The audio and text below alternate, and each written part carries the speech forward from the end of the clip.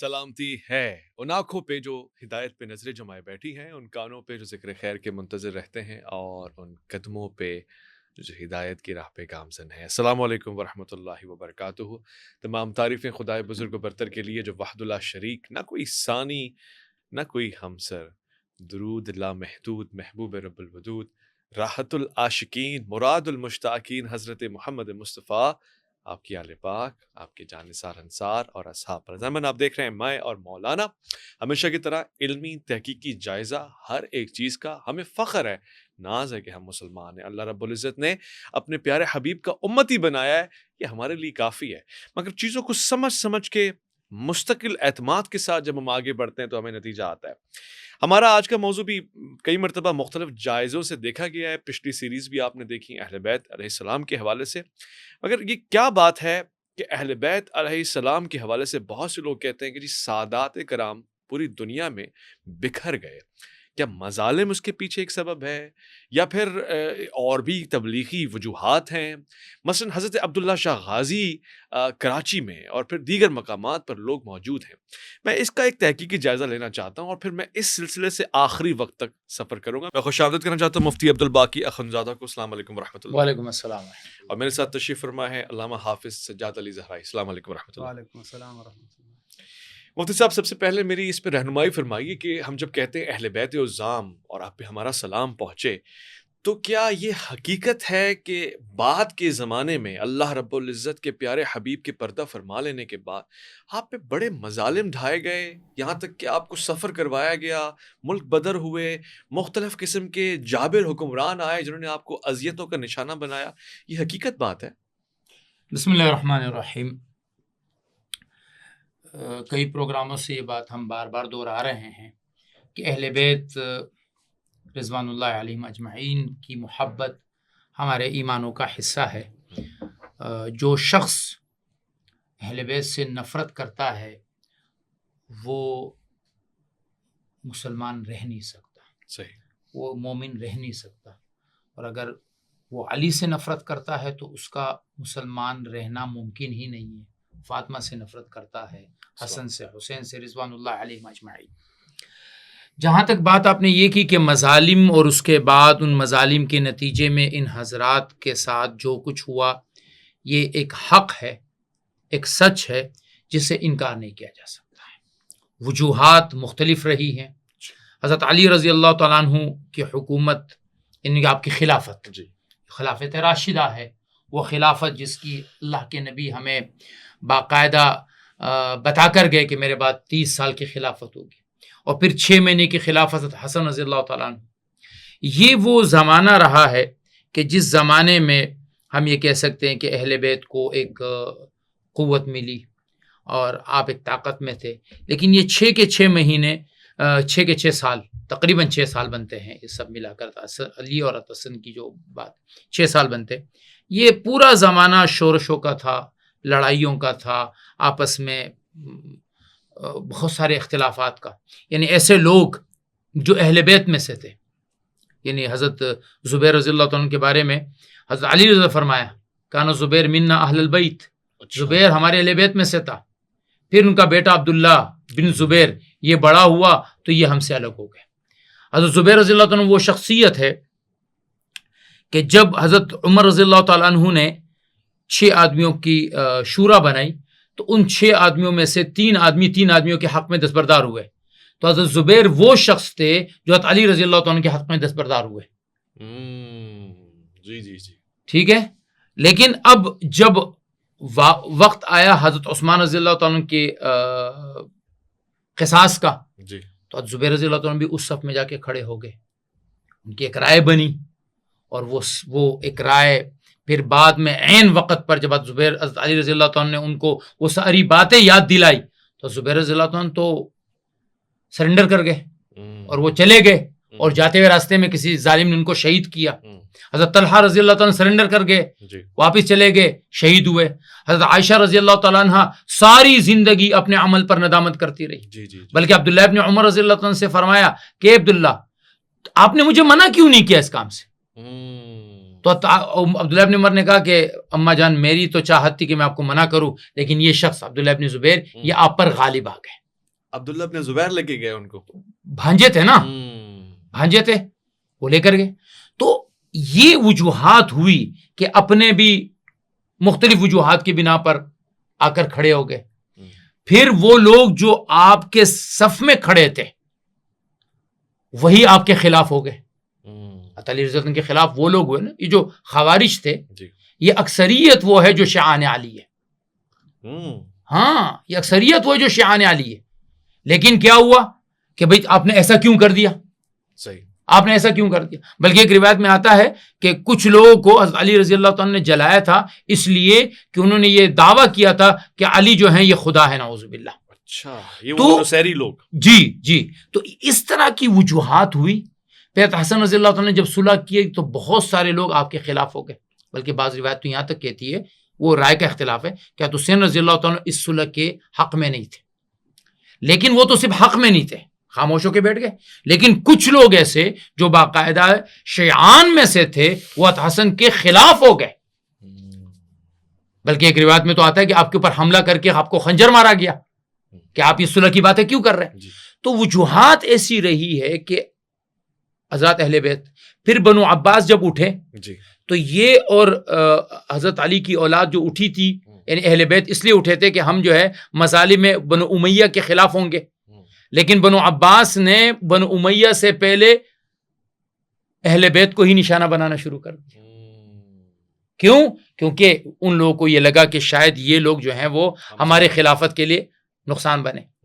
پھر جو لوگ اٹھے، یعنی بعض لوگ جو بیچ میں اٹھے ہیں، ان میں بھی کچھ لوگ ایسے تھے کہ وہ حضرت علی رضی اللہ عنہ کے بیٹے جو ہے ان کے پاس اپنا حق مانگنے گئے، انہوں نے اس کا بھی انکار کر دیا. تو ظلم یقیناً اہل بیت کے ساتھ رہا ہے. اور اسی لیے یہ فاطمین کی جب حکومت آئی ہے تو وہ حکومت بھی ان سخت ترین لوگوں کی تھی کہ جن کے ذہنوں میں تشدد آ گیا تھا، جو عقیدتاً بہت زیادہ مضبوط نہیں رہے تھے اور کافی وقت گزرا تھا. تو اس لیے اہل بیت کے اوپر ظلم ہوا ہے. اس امت نے اپنے نبی کے اہل بیت کی اس قدر تعظیم نہ کر سکی جو اس امت کو کرنی چاہیے. واضح ہو گیا. بہت ہی اچھا موقف آپ نے اور تحقیقی بنیاد پہ، تاریخی بنیادوں پہ پیش کیا. حافظ صاحب، میرا یہ سوال ہے، جب ہم بات کر رہے ہیں جیسے مفتی صاحب نے کچھ باتیں سامنے رکھی ہیں، مثلا رائے کا اختلاف بہت سے لوگوں نے کیا. اول الامر سے کیا مراد ہوتا ہے؟ جب کوئی اول الامر ہو تو اس سے اختلاف ہو سکتا ہے عقلی طور پہ. کیا اس معنوں میں اہل بیت علیہ السلام سے لوگوں نے اختلاف کیا اور وہ اختلاف جائز تھا، اس میں اعتراض ہو سکتا ہے؟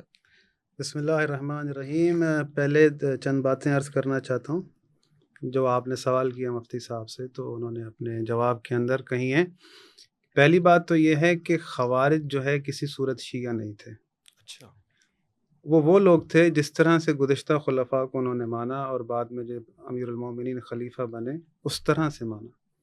جس کانسیپٹ میں ہم شیعہ تسلیم کرتے ہیں اس کانسیپٹ سے انہوں نے نہیں مانا تھا، کہ وہ یہ سمجھتے تھے کہ یہ خلیفہ ہوئے ہیں تو ان کی جو ہے اطاعت ہے اور اطاعت واجب ہے اور اس پر عمل کرنا ہے، اور اس طرح سے جس طرح گزشتہ خلفاء تھے ان کی بات کو ماننا ہے. ایک ہی چیز. میں حافظ صاحب یہ نہ سمجھے گا کہ مفتی صاحب کی تائید کر رہا ہوں، لیکن یہ شخص جس نے حضرت علی کا قتل کیا، یہ ابن ملجم، یہ خوارج تھا اور یہ پہلے شیعہ میں تھا؟ نہیں، شیعہ میں نہیں تھا. یہ ساتھ ہونا الگ چیز ہوتی ہے، شیعہ ہونا الگ چیز ہوتی ہے. دیکھیں یہاں پہ دو باتوں عرض کروں، کاٹتا ہوں صرف ایک شیعان علی جب اس موقع پر، جب علی رضی اللہ عنہ زندہ ہیں، جب اس وقت شیعہ کا لفظ آتا ہے تو یہ وہ لوگ ہوتے ہیں جو حضرت معاویہ رضی اللہ عنہ اور جنگ جمل میں حضرت علی رضی اللہ عنہ کی لشکر میں کھڑا ہوا جو بھی شخص ہے اس کو شیعان علی کہا جاتا ہے. بس میری وضاحت یہ آپ کی وضاحت ہے، ہمارے پاس یہ وضاحت نہیں ہے. کیونکہ امیر المومنین جو خلیفہ بنے تھے تو وہ مسلمانوں کے تمام کے خلیفہ تھے، وہ صرف اپنے شیعوں کے خلیفہ نہیں تھے.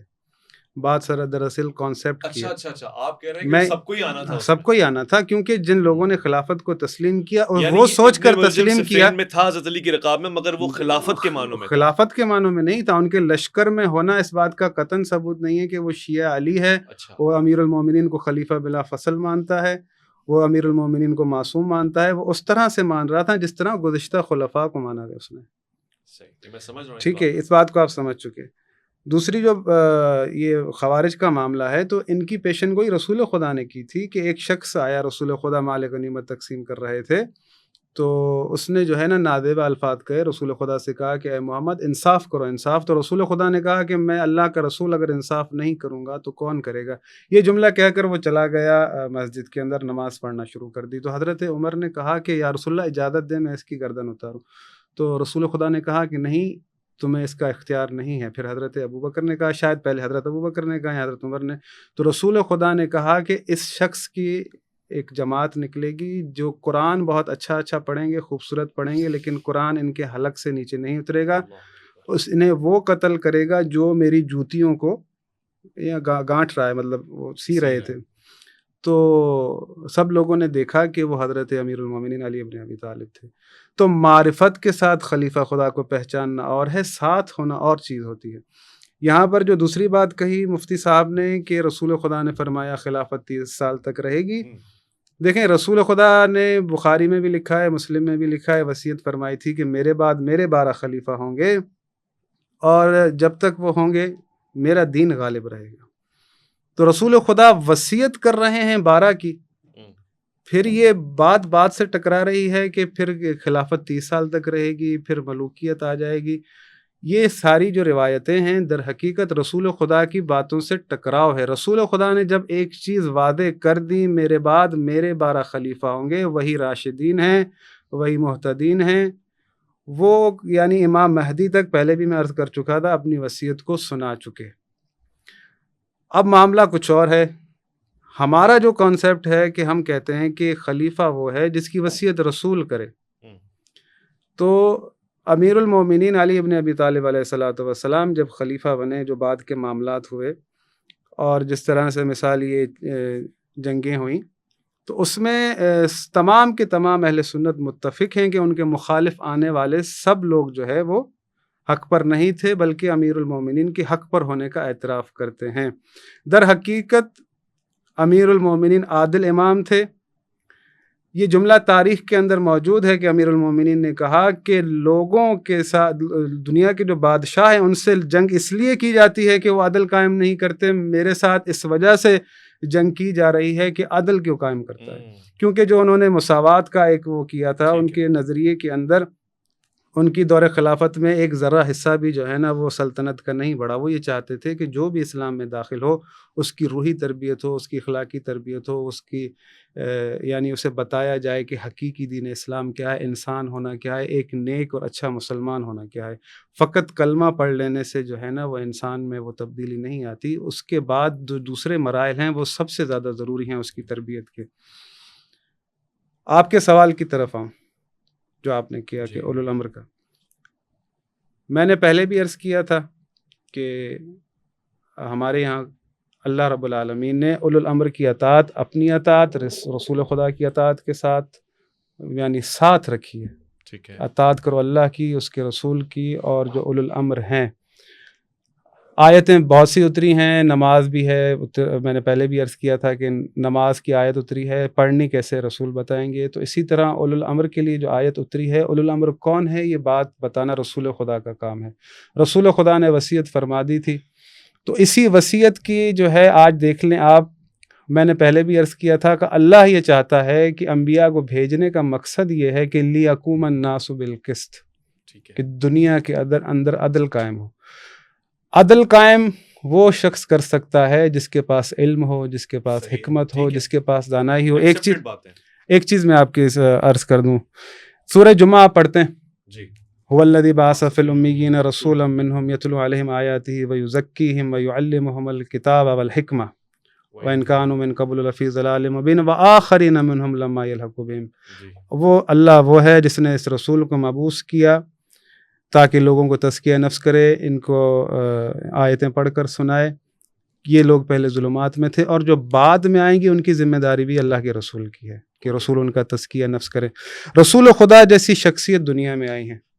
رسول خدا صلی اللہ علیہ وآلہ وسلم رحمت للعالمین ہیں. رسول خدا کے لیے اللہ کہہ رہا ہے کہ یہ معلم بن کر آئے ہیں لوگوں کو تعلیم دینے کے لیے. رسول خدا صلی اللہ علیہ وآلہ وسلم وہ شخصیت ہیں کہ ان کے لیے اللہ نے کہا ان الذین، سورہ فتح کے اندر ان الذین یبایعونک انما یبایعون اللہ ید اللہ فوق ایدیہم فمن نکث فانما ینکث علی نفسہ، جس نے بھی محمد کے ہاتھ پر ہاتھ رکھا اس نے مجھ اللہ کے ہاتھ پر ہاتھ رکھا، فمن نکث فانما ینکث علی نفسہ، پھر جس نے اس بیعت کو توڑا اس نے اپنا نقصان کیا۔ جی، تو جب رسول خدا کے ہاتھ پر اگر کوئی ہاتھ رکھ کر بیعت کرتا ہے تو اس کو تائید مل جاتی ہے اللہ کی طرف سے کہ اس کا ہاتھ میرے ہاتھ میں۔ رسول خدا جب دنیا سے جائیں تو رسول خدا صلی اللہ علیہ وآلہ وسلم کے بعد ہمارا یہ کانسیپٹ ہے، ہمارا یہ عقیدہ ہے، میں اپنا عقیدہ بیان کر رہا ہوں کہ رسول خدا کے بعد وہ ہاتھ تمام جو بعد والے لوگ ہیں ان کے لیے بھی میسر ہو، جس پر اگر انسان ہاتھ رکھے تو وہ بیعت اللہ کی بیعت ہو اور اللہ کا ہاتھ اس کے ہاتھ کے اوپر ہو۔ امیر المومنین علی ابن ابی طالب علیہ الصلاۃ والسلام سے لے کر جو امام مہدی تک تمام کے تمام جو رسول خدا کے اوصیاء ہیں، یہ سارے کے سارے اس کیٹیگری پر ہیں جن کے پاس حکمت بھی ہے، جن کے پاس علم بھی ہے، ان کی بیعت اللہ کی بیعت ہے۔ آج اگر مثال کے طور پر اس دنیا کے اندر امام مہدی آئیں گے، در حقیقت ان کی بیعت اللہ کی بیعت ہوگی، اللہ کا ہاتھ ان لوگوں کے ہاتھ پر ہوگا، کیونکہ رسول خدا کا ہاتھ پر بیعت کرنا اللہ کے ہاتھ پر بیعت کرنا ہے۔ پھر اس کے بعد میں نے جیسے کہا کہ وہ ہاتھ میسر ہو جس کے ہاتھ پر اگر بیعت ہو تو اللہ کی بیعت ہو، تو غدیر میں در حقیقت یہ فلسفہ یہی تھا کہ رسول خدا نے جو امیر المومنین کا ہاتھ اٹھایا، در حقیقت یہی تھا کہ اللہ کی بیعت جس طرح میری بیعت کے ساتھ ہے وہ ہاتھ میسر کر دیا قیامت تک کے لیے، اپنی وصیت بتا دی۔ اولو الامر آج اس دور کے اندر کسی بھی صورت آپ حاکم وقت کو نہیں کہہ سکتے۔ کیوں؟ جس کی اطاعت اللہ نے واجب کی ہے یقیناً سوال کرے گا۔ میں نے پہلے بھی عرض کیا تھا کہ اللہ نے واجب کی اطاعت سوال کرے گا۔ اب اگر ہم قیامت میں اللہ کے سامنے پیش ہوں گے تو اللہ اگر سوال کرے کہ میں نے تم پر اولو الامر کی اطاعت واجب کی تھی، تو ہمیں مجبور ہو جائیں گے یہ جملہ کہنے کے لیے کہ جو اس نے اچھا بتایا اس پر عمل کیا، جو برا بتایا اس پر عمل نہ کیا۔ یعنی ہم اب اللہ کو سکھا رہے ہوں گے کہ بھئی آپ نے تو نہیں بتایا تھا کہ بھئی جو اچھا بتایا اس کی کرنا، جو غلط بتایا اس کی نہیں کرنا۔ یہ ہم نے اپنی طرف سے فیصلہ کیا۔ اللہ لوگوں کو منجدار میں نہیں پھنساتا کہ انسان جو ہے اگر مثال کے طور پر اب میرے لیے یہ واجب ہو گیا، ضروری ہو گیا کہ میں خود میں وہ کوالٹی پیدا کروں کہ پہلے امر کو دیکھوں کہ آیا یہ درست ہے یا صحیح ہے، ٹھیک نہیں ہے۔ تو جب مجھ میں یہ کوالٹی پیدا ہو جائے گی، میں فلٹر کرنے جیسا ہو جاؤں گا کہ امور کو جو ہے فلٹر کر رہا ہوں، یہ اچھا ہے یہ برا ہے، تو میں زیادہ حق رکھتا ہوں پھر اولو الامر بنوں، کیونکہ مجھ میں وہ صلاحیت آ چکی ہے۔ تو یہ انسان جو دنیا میں رہ رہے ہیں، اس قابلیت کو ہر انسان نہیں پہنچ سکتا کہ وہ سمجھے کہ یہ امر ٹھیک ہے یا یہ غلط ہے۔ صحیح۔ تو اس اگر حساب سے اگر ہم سوچیں گے تو در حقیقت اللہ نے پھر انسانوں کو مشکل میں ڈالا ہوا ہے۔ اللہ کہتا ہے کہ یرید اللہ ان یخفف عنکم وخلق الانسان ضعیفا، اللہ چاہتا ہے کہ تم پر آسانی ہو اور انسان تو پیدا ہی ضعیف ہوا ہے۔ تو یہ جو چیزیں ہیں جو بیان کی جاتی ہیں، جس طرح سے عقیدہ بیان کیا جاتا ہے کہ اولو الامر جو ہے وہ حاکم وقت ہوتا ہے، یہ قرآن کی روح سے کسی طرح سے بھی ثابت نہیں ہو سکتا۔ اچھا، آپ نے دو باتیں فرماتی ہیں، ایک تو آپ نے ظاہر خارجی ہونے کے اوپر اپنے دلائل پیش کر دی، دوسرا خلافت اور امامت کا بھی ایک تھوڑا سا لطف آ گیا۔ مگر جب ہم بات کریں اہل بیت کے موضوع کے اوپر تو مفتی صاحب وہ آپ سے میری بات بھی ہو رہی تھی حضرت عبداللہ شاہ غازی کے حوالے سے جو معروف ہے، اس طرح دیگر سادات، اس کے پیچھے کیا تحقیقی مواد ہے؟ مجھے حافظ صاحب سے ایک شکوہ یہ رہتا ہے کہ موضوع سے بہت دور چلے جاتے ہیں، موضوع پہ رہتے ہیں، موضوع پر بات کریں بڑا مزہ آئے گا، موضوع میں بہت ساری چیزیں گڑبڑ ہو جاتی ہے تو آدمی ایک ذہن بنا کر بیٹھا ہوتا ہے ایک چیز پر۔ بہرحال دیکھیے، جیسے ایک روایت ہے نا کہ حضرت علی رضی اللہ تعالیٰ نے خود کا فرمایا کہ میرے ساتھ یہ معاملہ ہوگا کہ میری محبت کرنے والے بھی غلو کریں گے اور مجھ سے نفرت کرنے والے بھی غلو کریں گے۔ حدود سے تجاوز جیسے محبت میں کی جاتی ہے ویسے نفرت میں بھی کی جاتی ہے۔ محبت بھی ایک درجے میں رکھنی چاہیے اور نفرت کو بھی ایک درجے میں رکھنا چاہیے۔ عبداللہ اشتر النفس زکیہ عبداللہ شاہ غازی رحمہ اللہ کا نام ہے۔ نسب لکھنے والے لکھتے ہیں کہ ان کی پیدائش مدینہ منورہ میں 98 میں۔ اچھا، نسب لکھنے والے لکھتے ہیں، اور ہمارے پاس چونکہ یہ حدیث کے بعد کا زمانہ ہے، نبی علیہ الصلوۃ والسلام کا انتقال سے کافی دور کی بات ہے، تو اس کے بعد یہ بڑے ہوئے، زمانہ آ گیا عباسیوں کا، صحیح. ابو جعفر المنصور کا زمانہ ہے. روایات کہتی ہے، تاریخی روایت کہتی ہے کہ ان کی شہادت شاید کابل میں ہوئی ہے، شاید کہیں اور ہوئی ہے. اب ہمارے موجودہ زمانے کے ایک مشہور اسکالر کہیں یا پوڈ کاسٹ والے محمد علی مرزا صاحب نے یہ ایک شرلی چھوڑ لی کہ جناب والا جو محمد بن قاسم آیا تھا وہ یہاں کوئی اسلام کی دفاع کے لیے نہیں آیا تھا، وہ تو آیا تھا ہی ان کو قتل کرنے کے لیے. حضرت عبداللہ شاہ غازی کو. جی جی جی جی اس کا موجود ہے یوٹیوب پہ. اب میں آپ سے ایک عجیب بات عرض کروں، محمد بن قاسم کی آمد سندھ میں جو ہے وہ 93 ہجری میں ہوئی ہے، اور محمد بن قاسم جب آیا تھا تو وہ ولید ابن عبد الملک کا زمانہ تھا.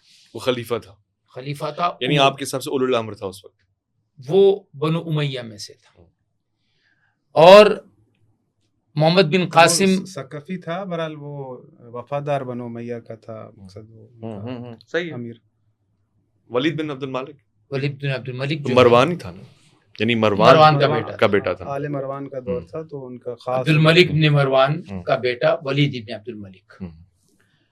تو اب 93 میں ایک شخص آیا ہے سندھ راجہ داہر سے مقابلہ کرنے کے لیے، اسلام کو پھیلانے کے لیے. ٹھیک ہے، ایک بچہ پیدا ہوا ہے 98 میں مدینے میں.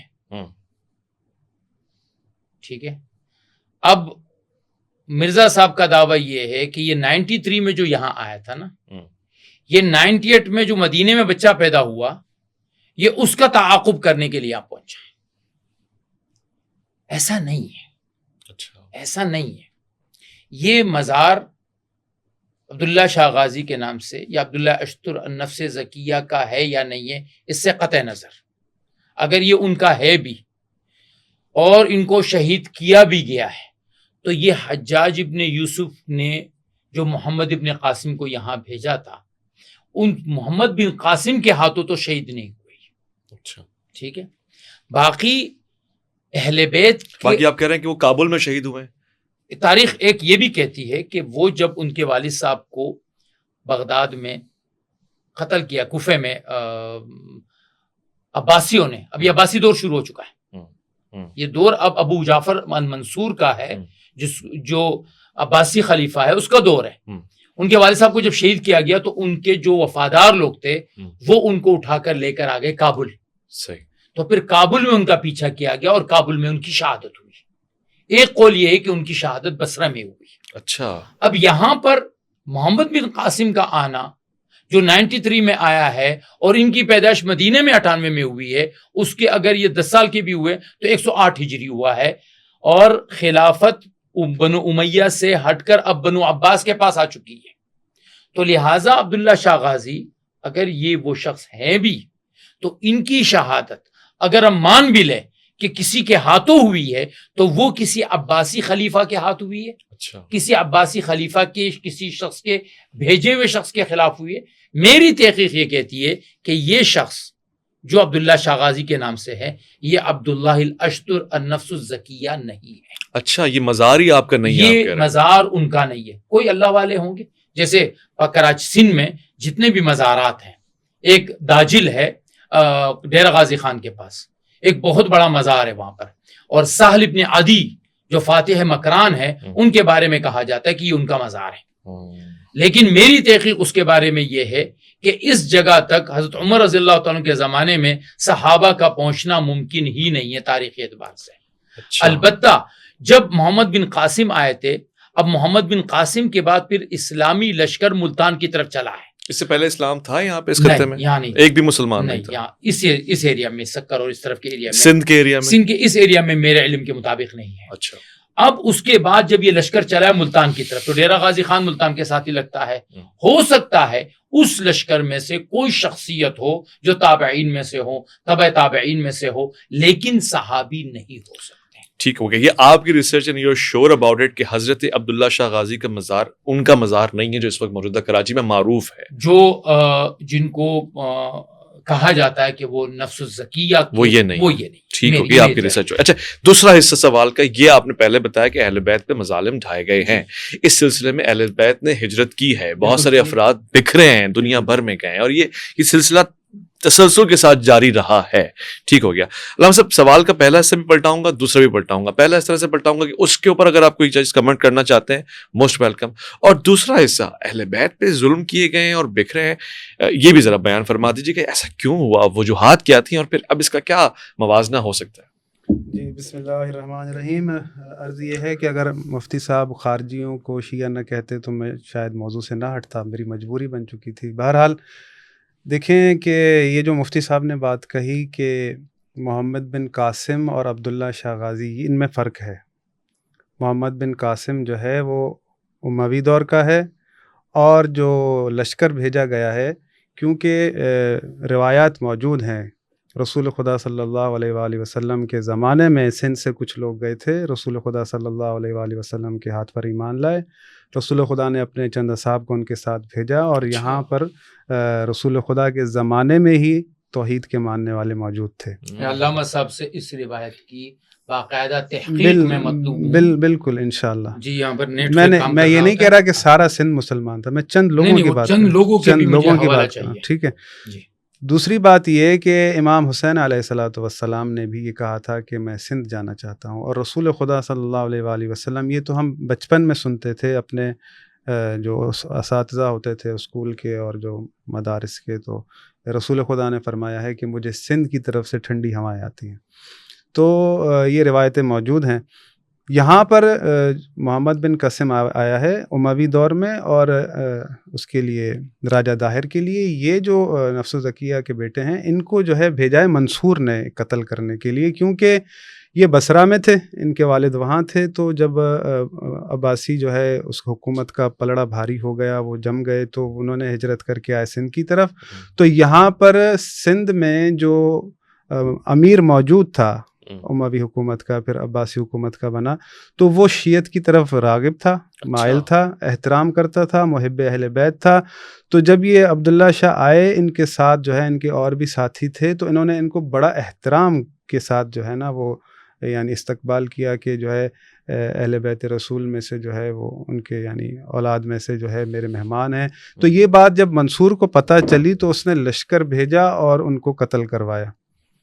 یہ اس طرح سے تاریخ موجود ہے. محمد بن قاسم جو آیا ہے وہ راجہ داہر کا معاملہ جدا ہے. دیکھیں جہاں پر بھی تاریخ کے اندر, کیونکہ جو بھی آپ یزید سے لے کر جو ہے مثال کے طور پر یہ آل مروان ہو گئے ہیں, جو بھی ہیں, انہوں نے کبھی نہیں کہا کہ ہم رسول اللہ کے خلیفہ ہیں یا رسول اللہ نے ہماری وصیت کی ہے. صحیح. یہ لوگ ہمیشہ اس میں رہتے تھے کہ اہل بیت علیہم السلام کے چاہنے والے, اہل بیت علیہم السلام جو رسول خدا کے حقیقی وصی ہیں, ان کے چاہنے والے کہیں جمع نہ ہو, یہ قوت نہ بنے. تو ان کا یہ ہمیشہ مشن رہتا تھا کہ ان کی آواز کو دبایا جائے, ان کے چاہنے والوں کو قتل کیا جائے. آج بھی آپ دیکھ لیں کس طرح سے فلسطین پر ظلم ہو رہا ہے, لیکن حکمران اگر ان کے خلاف کہیں بغاوت ہو جائے تو اس کو کچلنے کے لیے پوری توانائی استعمال کرتے ہیں, لیکن مظلوموں کے ساتھ نہیں ہے. تو یہ اپنے خطرہ جہاں محسوس کرتے تھے, کیونکہ یہ جانتے تھے علم ان کے پاس ہے, قرآن کے مفسرین یہ ہیں, قرآن کا علم ان کے پاس ہے, راسخین فی العلم یہ ہیں, ان کے چاہنے والے جہاں بھی جمع ہوں گے تو ہمارے لیے خطرہ پیدا ہوگا. وہ خطرہ ان کو کئی ہزاروں میل بھی دکھتا تھا تو وہ اپنے طاقت کے استعمال سے اسے ختم کرتے تھے. میں ایک ریلیونٹ سوال پوچھ لوں, آپ کی بات جاری رہے گی تسلسل کے ساتھ. مفتی صاحب اس پہ میرے علم میں اضافہ فرمائے گا, یہ بات سچ ہے کہ حضرت سیدنا امام جعفر صادق ہمارا آپ پہ سلام ہو, آپ ظاہر علمی حیثیت سے معروف ہیں, بڑے سارے لوگ آپ کے شاگرد ہیں. امام اعظم امام ابو حنیفہ رحمۃ اللہ علیہ وہ بھی آپ کے شاگرد ہیں اس حوالے سے؟ دیکھیں اس میں یہ بات تاریخی طور پر, کیونکہ یہ دونوں حضرات تو مدینہ منورہ میں تھے, حضرت امام جعفر صادق رحمہ اللہ اور امام باقر رحمہ اللہ یہ مدینہ منورہ میں تھے. تو حضرت امام ابو حنیفہ رحمہ اللہ کوفہ میں تھے. تو اب جو یعنی عمر کے اعتبار سے حضرت امام ابو حنیفہ رحمہ اللہ اور حضرت جعفر صادق رحمہ اللہ تقریباً قریب ہیں. امام باقر سے کچھ روایات کے بارے میں کہ ان سے کچھ روایات لی ہیں. حضرت جعفر صادق رحمہ اللہ سے بھی اگر کچھ روایات لی ہیں تو میں اس میں ایک بات عرض کروں کہ جو حافظ صاحب نے بات کہی, اہل بیت ہمیشہ سے ہمارا قبلہ رہا ہے. صحیح. پوری امت نے ہمیشہ اہل بیت کو وہ مرتبہ دینے کی، دیکھیں میں خواص کی بات نہیں کر رہا. اچھا.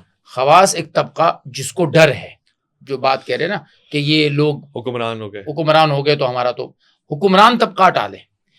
جو عوام کا طبقہ ہے وہ ہمیشہ اہل بیت کے پیچھے دوڑ کے گیا ہے، جمگھٹا بنا کے گیا ہے، اور ان کے لیے اپنے جذبات کا اظہار کر کے گیا ہے. صحیح. اور اسی بات نے ہمیشہ اہل بیت کے لیے مشاکل اور مصائب کا دروازہ کھولا ہے. اگر اہل کوفہ کی طرف سے ہزاروں خط حضرت امام حسین رضی اللہ عنہ کے پاس نہ آتے تو شاید کہانی کچھ اور ہوتی. شاید اگر اس کے بعد ان کے بھائیوں کے ساتھ بھی یہی ہوا کہ وہ کہیں جاتے تھے تو لوگ جمع ہو جاتے تھے کہ جب آپ کے ہاتھ پر بیعت کر رہے تھے تو لوگ ان کو قتل کر جاتے تھے. یہ جو انہوں نے ابھی واقعہ سنایا، میں تو محمد علی مرزا کی بات کر رہا ہوں، انہوں نے تو یہ کہا ہے نا کہ محمد بن قاسم اس نے تاریخ غلط بیان کی، انہوں نے صحیح بیان کر دی. اب وہ سندھ میں بیٹھے ہوئے ہیں، اگر وہ سندھ میں ایک چھوٹی سی حکومت بنا لیتے کیا جاتا، لیکن نہیں، ہمارے ایک ٹکڑے پر حکومت بنانا بھی قبول نہیں تھا. تو اس لیے اہل بیت کے اوپر ظلم کا ہونا یہ ہوا ہے، اور لوگوں نے ان کو بحیثیت ایک امام کے، کیونکہ اہل بیت رسول صلی اللہ علیہ وسلم، آج بھی اگر کوئی اہل بیت ہے تو ہم ان کے پیروں میں بیٹھنے کو، باوجود اس علم کی، اس عمر کے، ہم ان کے پیروں میں بیٹھنے کو اپنے لیے سعادت سمجھیں گے. شرط یہ ہے، دو باتیں ہیں، ایک ان میں اپنے نانا جان کی زندگی کی جھلک ہو، اور ایک ان کے نانا جان کے علم کی جھلک ہو. بھائی خوبصورت ہو گیا. اچھا، اب میں علامہ صاحب آپ کی طرف آ رہا ہوں، اور جو پروگرام کا موضوع خاص ہے اہل بیت کے اس خوبصورت سے شجرے سے سفر کرتے ہوئے میں نے اس شخصیت کی طرف آنا ہے کہ جس پہ عالم اسلام متفق ہوگا، آخری وقتوں میں اس کی قیادت کے پیچھے کھڑا ہوگا. وہ کیا وجہ ہے کہ حضرت امام مہدی علیہ السلام اہل بیت میں سے ہیں؟ ایک یہ وجہ کیا ہے، اور دوسرا کیا آپ واقعی دیکھ رہے ہیں یہ وہ کون سی طاقت ہوگی، یعنی اس سے گزشتہ ائمہ کا سلسلہ جو ہے وہ امت کو اس طرح سے جمع نہیں کر سکا، یا ہم نہیں جمع ہوئے ان کے کہنے پہ، مگر اس حکومت میں ہو جائے گا، وہ کیسے ہے؟ جی دیکھیں، ایک بات مجھے سمجھ میں نہیں ہے، پہلے میں چاہتا ہوں کلیئر کر دوں کہ مفتی صاحب نے فرمایا کہ امام حسین کو خط لکھے گئے لہذا وہ گئے تو لوگوں کے جمع ہونے کی وجہ سے جو ہے وہ قتل ہوئے. امام حسین کو اگر خط لکھے گئے تو امام حسین چھوٹے بچے تھوڑی تھے کہ جو ہے خطوں پر چلے گئے. یہ آپ اچھے طریقے سے جانتے ہیں کہ امام حسین جب بچے تھے، چھوٹے بچے تھے، تو یہ جبرائیل آئے تھے رسول خدا کے پاس. یہ لکھی ہوئی روایتیں ہیں، کربلا کی مٹی لا کر دی اور یہ فرمایا کہ آپ کے اس بیٹے کو کربلا کی زمین پر پیاسا، وہ سب کچھ موجود ہے. ٹھیک، یہ جو بات مثال کے طور پر بتائی گئی، آج ہم بھی جانتے ہیں اس بات کو، کہ امام حسین نہیں جانتے تھے، وہ بھی جانتے تھے. حضرت ابراہیم علیہ الصلاۃ والسلام سے اللہ نے چاہا کہ وہ قربانی دے اپنی پیاری چیز کی، تو انہوں نے اپنے بیٹے سے پوچھا کہ اللہ مجھ سے یہ چاہتا ہے تو آپ کی کیا رائے ہے؟ تو حضرت اسماعیل نے کہا یا ابت افعل ما تؤمر ستجدنی انشاءاللہ من الصابرین. وہ عمل کر دیں جو اللہ نے آپ کو حکم دیا ہے، آپ مجھے صابرین میں سے پائیں گے. دیکھیں، یہ جب خواب دیکھا حضرت ابراہیم نے اور جو یہ معاملہ ہوا، کتنا وقت لگا؟ 1 دن، 2 دن، 3 دن. کس قدر اضطراب میں تھے حضرت ابراہیم کی آنکھوں پر پٹی باندھی کہ مجھے بیٹے کو ذبح کرنا ہے.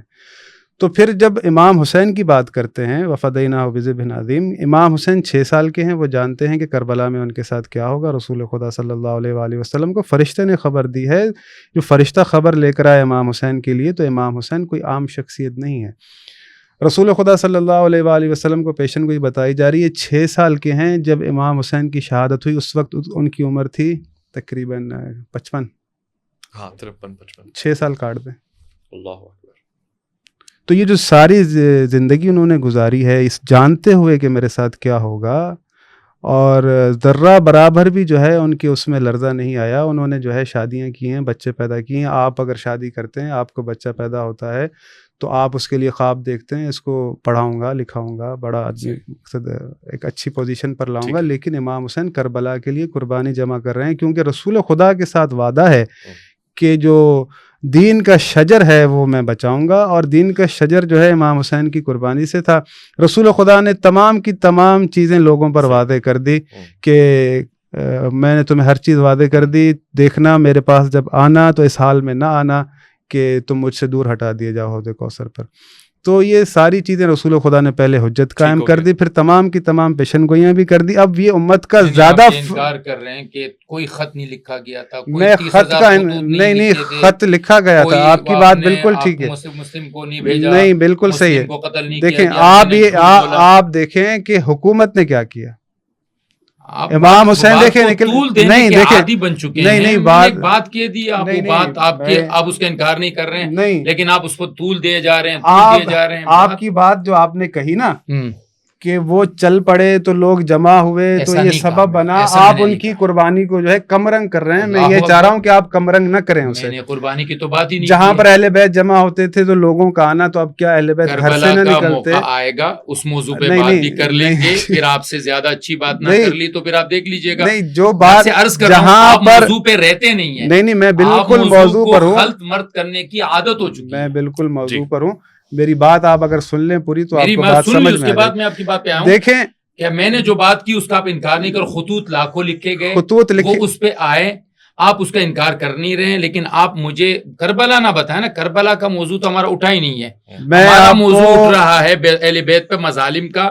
میں نے مظالم کے اس سے بڑا کربلا سے بڑا کون سا ظلم ہوگا جس سے بات نہیں ہو رہی؟ دیکھیں میں جو آپ کو چیز بتانا چاہ رہا ہوں کہ یہ جو انہوں نے کہا کہ امام حسین کو اگر خط لکھے گئے، کیوں لکھے گئے ہیں کہ وہ یزید کی خلافت سے بیدار ہیں، وہ چاہتے ہیں کہ امام حسین، کیوں وہ سمجھتے ہیں کہ جو دین میں خرابی ہو رہی ہے اس کو اگر کوئی روک سکتا ہے وہ ذات امام حسین روک سکتی ہے۔ وہ اہل بیت رسول ہیں، دین ان کے گھر سے نکلا ہے، کیونکہ دین ان کا ہے، جتنی تکلیف ان کو ہوگی دین کی تبدیلی میں اور کسی کو نہیں ہوگی۔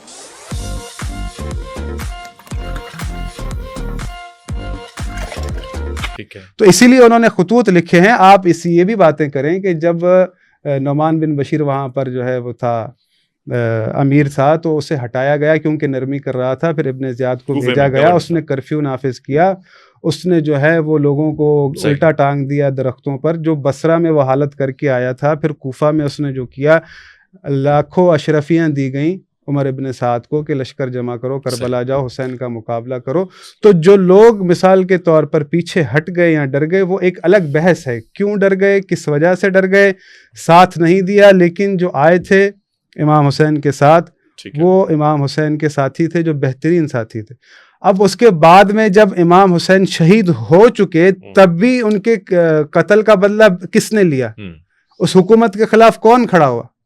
وہی شیعان علی تھے جو اہل بیت سے محبت کرتے تھے، انہوں نے ابن زیاد کو بھی قتل کیا، انہوں نے عمر ابن سعد کو بھی قتل کیا۔ مختار ثقفی کو آپ فرما رہے ہیں کہ یہ شیعان علی کی ایک جماعت ہے اور اس میں کوئی ساتھی حضرت زید بھی ہیں جو امام سجاد کے صاحبزاد ہیں، آپ کہہ رہے ہیں کہ یہ پرٹیکولر جماعت کھڑی ہوئی ہے۔ جماعت دیکھیں نا، توابین بھی ہیں اس کے اندر جو کوفہ یہ بھی شیعہ ہیں، یہ بھی شیعہ ہیں۔ انہوں نے جو ہے ان کا جو عمل ہے، ان کی غلطی ہے، وہ ایک جدا بحث ہے، لیکن امام حسین جو آپ نے کہا کہ بھائی اہل بیت نکلتے تھے تو لوگ ملتے تھے، تو وہ ایک ضمن بات تھی اور اس کے شاید وہ یہ معنی نہیں تھے۔ یہ کہہ رہا تھا کہ جو اس فلسفے کو سمجھنے کے لیے بہت وقت درکار ہے۔ ٹھیک ہے، حضرت حجت پہ آئے ہیں۔ حضرت حجت سے مراد وہ امام ہیں کہ جن کے بارے میں کسی کو نہیں پتا اور جس پہ سب اتفاق بھی کر لیں گے۔ اگر میں غلط نہیں ہوں مفتی صاحب، اہل سنت کی روایات کثرت سے موجود ہیں کہ امت کو یکجا کرنے والا، امت کا نمائندہ امام تم میں سے ہے، تو وہ شخصیت کون ہے؟ مجھے ذرا رہنمائی فرما دیں، کیا ہم ان کی طرف چلتے ہوئے جا رہے ہیں، زمانہ ان کی طرف چلتے ہوئے جا رہا ہے، اور وہ ہے اہل بیت میں سے، اس لیے میرا موضوع بھی خاص ہے حضرت امام مہدی۔ دیکھیں حضور اکرم صلی اللہ علیہ وسلم کی واضح احادیث وہ میری بیٹی فاطمہ کی اولاد میں سے ہوں گی۔ اچھا جی ہاں، اب حسن رضی اللہ عنہ بھی جو ہے فاطمہ رضی اللہ عنہ کی اولاد میں سے ہے۔ یہ میں کچھ روایات آپ کے سامنے پڑھتا ہوں۔ آپ نے فرمایا کہ لا تذهب او لا تنقضي الدنيا حتى يملك العرب رجل من اهل بیتی، میرے اہل بیت میں سے ایک آدمی اس کا مالک ہوگا، اس کا نام میرے نام جیسا ہوگا، اس کے باپ کا نام میرے باپ کے نام کے جیسے ہو۔ پھر اگلی روایت میں کہ زمین کو عدل سے، انصاف سے ایسے بھرے گا جیسے کہ یہ ظلم سے بھر چکی ہے۔ اگلی روایت میں حضور صلی اللہ علیہ وسلم نے فرمایا کہ یہ فاطمہ کی اولاد میں سے ہوگا۔ اگلی روایت جو بڑی عجیب ہے، اچھا، وہ بڑی عجیب روایت ہے، روایت کیا ہے؟ یصلح اللہ فی لیلۃ واحدہ، اللہ ایک رات میں اس کو قابل بنا دیں گے. علماء نے اس کی بڑی تفسیر کی، قابل بنا دیں گے. جی. وہ روایت بھی مسند بڑی جو ہے نا بالکل صحیح روایت ہے. وہ کیا ہے؟ بعض علماء فرماتے اس کا مطلب یہ ہے کہ صلاحیت امت کو لے کر چلنے کی، بظاہر ایک عام آدمی ہے، امام مہدی جو آئیں گے، جو ہمارا نظریہ ہے وہ ایک عام انسان ہوں گے، نہیں پہچان میں آئیں گے ہر وقت. جب ان کے ظہور کا وقت آئے گا تو لوگ انہیں طواف کرتے ہوئے پہچان لیں گے. ٹھیک ہے. تو یہ پوری امت کو لے کر چلنے کی جو صلاحیت ہے وہ اللہ ایک رات میں ان کو عطا فرما دیں گے. اچھا جی یہ روایت ہے. اچھا اگلی روایت جو ہے کہ یخرج فی آخری امتی المہدی، میری امت میں مہدی آئیں گے. مہدی آئیں گے جی. ایک شخص سے مراد ہے نا؟ ایک شخص ہے. یسقیہ اللہ الغیث، اللہ بادلوں کے ذریعے اس کی مدد کریں گے. وتخرج الارض نباتها، زمین جو ہے وہ اس کے لیے اپنا سب کچھ نکالے گی. خزانے سارے. ویعطی المال سحاحا، وہ لوگوں کو مال یوں بانٹ بانٹ کے دے رہا ہو. اللہ اکبر. وتخرج الماشیۃ وتعظم الامہ، امت اس کے زمانے میں عظمت والی ہو جائے گی. 7 یا 8 سال کی زندگی وہ گزاریں گے. اللہ اکبر. یہ مہدی ہم منتظر ہیں اس مہدی کے، لیکن اس میں ایک نظریہ وہ ہے جو اہل تشیع کا ہے، اچھا ایک نظریہ وہ ہے جو ہمارا ہے. صحیح. ان کا نظریہ یہ ہے کہ حسن عسکری رحمہ اللہ کے جو بیٹے امام مہدی تھے وہ ہیں جو گزشتہ 1200 سال سے زندہ ہیں، اور یہ آخری زمانے میں زندہ اٹھائے جائیں گے. زندہ اٹھائے جائیں گے. ظاہر ہے میرے خیال میں یہی نظریہ ہے، یہ خود بیان میں ان سے پوچھ لیتا میں ہوں جو آپ کی. ہمارا نظریہ یہ ہے کہ یہ مہدی پیدا نہیں ہوئے ہیں. اوکے. یہ مہدی پیدا ہوں گے ایک ایسے گھرانے میں جو حضرت فاطمہ کی اولاد کا گھرانہ ہوگا اور حسن رضی اللہ تعالیٰ عنہ کی اولاد میں سے ہوگا، اور اس کا نام محمد ہوگا. اچھا. اس کے باپ کا نام عبداللہ ہوگا. صحیح. یہ شخص جب تک ان کے ظہور کا وقت نہیں آئے گا یہ پردہ خفا میں رہیں گے. اچھا. جب ان کے ظہور کا وقت آئے گا، اور اس کی ایک روایت ہے کہ جب عرب میں ایک خلیفہ کے مرنے پر خلافت پر لڑائیاں شروع ہو جائیں گی تو لوگ اس امت کے نیک لوگ طواف کرتے ہوئے ان کو پہچانیں گے. اللہ اکبر. ایک عجیب بات جو میں روایات مہدی کے متعلق آپ سے عرض کروں، مہدی پوری زندگی میں کبھی اپنے مہدی ہونے کا دعویٰ نہیں کریں گے. اچھا. جی. کبھی بھی نہیں کہیں گے نہیں کہ میں ہوں وہ مہدی. میں ہوں، جب تک ان کی بیعت نہ ہو. اوکے. ٹھیک ہے. جب وہ پہچان لیے جائیں گے، جب ان کی بیعت ہوگی، جب امت ان پر جمع ہوگی، تو میں نے یہ عرض کیا کہ سب سے پہلے ان کے خلاف جو لشکر اٹھے گا وہ مسلمانوں کا اٹھے گا. مسلمانوں کے ہی لشکر امام مہدی کے خلاف. کیوں؟ اتنے جھوٹے آ چکے ہوں گے، اتنے جھوٹے آ چکے ہوں گے کہ جب سچا آ جائے گا تو لوگ ان کو بھی جھوٹا مان لیں گے. پھر یہ لشکر چلے گا، ان کو خبر ہوگی کہ دجال آیا ہے. یہ دجال کے ساتھ مقابلے کی تیاری کرتے کرتے شام پہنچیں گے. دجال اپنا جو 40 دن کا ایک چکر ہے، اس میں ایک دن 1 سال کا، ایک دن 1 مہینے کا، ایک دن جو ہے وہ 1 ہفتے کا، کوئی 14.5 مہینے کا وقت گزار کے جب شام پہنچیں گے تو عیسیٰ علیہ السلام کا نزول ہوگا. عیسیٰ علیہ السلام کو دیکھ کر دجال جو ہے وہ ایسے پگھلے گا جیسے کہ نمک پگھلتا ہے.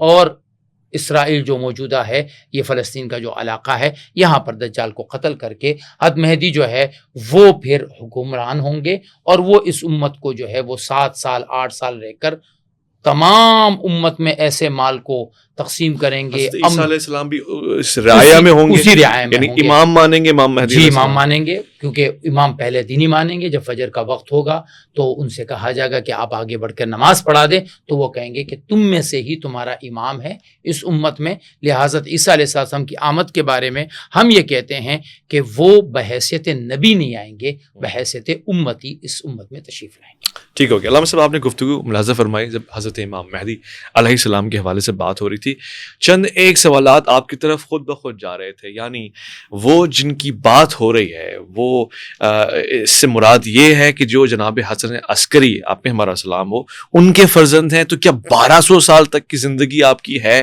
یعنی یہ عقل کو سمجھ میں نہیں آتی. یہ بات کیسے سمجھا سکتے ہیں، اور پھر کیسے کہہ سکتے ہیں کہ اب وہ ہوں گے مگر اپنی پہچان نہیں کروائیں گے؟ تو پھر ہمیں کوئی علامات بتائیے کہ وہ کون ہوں گے.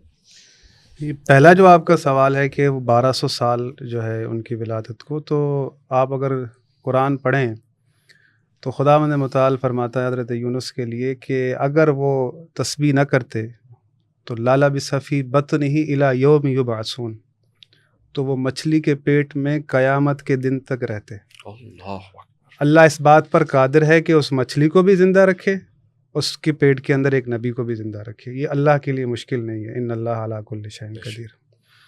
دوسری بات یہ ہے کہ اگر امام مہدی کو امام حسن عسکری کا فرزند مان لیا جائے، بیٹا مان لیا جائے، جو پیچھے 11 امام ہیں وہ سارا سلسلہ ماننا پڑے گا، تو یہاں پر جو ہے آ کر مجبوری ٹھہر جاتی ہے اچھا کہ امام مہدی پیدا ہوں گے۔